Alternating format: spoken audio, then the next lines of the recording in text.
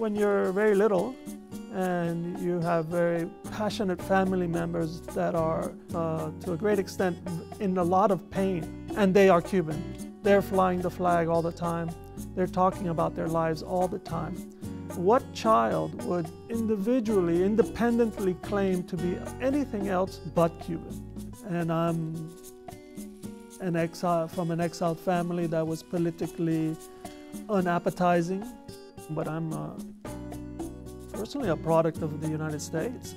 And this gets to maybe a deeper question of why people like myself in Miami, we still refer to ourselves as Cuban, especially when you're young. Just make you feel more patriotic to a history that you have no idea of.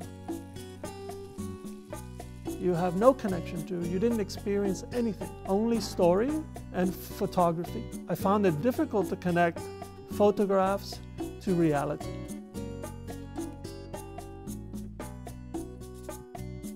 So we decided, let's figure out how to bring a car from the United States into Cuba, the first one since '59, I believe. Let's take Q60.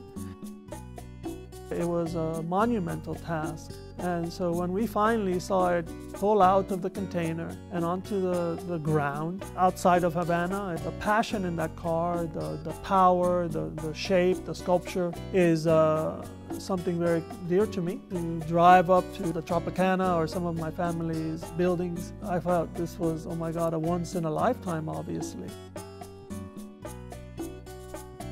And especially when we had the Q60 on the street, people would marvel at the car. I mean, not just because it's not a normal car for the streets of Cuba, because in their eyes and they're focused on everything I was saying, there was a deep curiosity. But it just struck me of how much they love the automobile. Human beings, we're unique in that we're not happy with our feet. We lack a patience.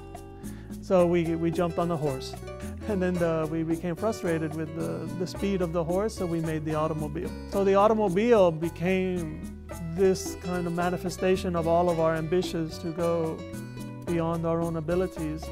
And then I think slowly it became a representation of society. I believe that an automobile is about the dreams of a culture.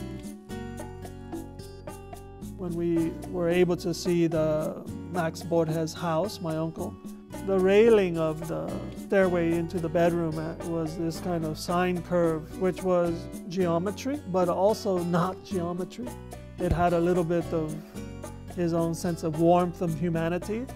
And then the rails, the structure supporting this sine curve were circles that fit nicely into that curve. So there is a sense of form and function. On the other side, though, it's completely artistic. But because of my feeling that design is also a cultural mirror, that mirror is showing the dreams of society and to make what is beyond our expectation.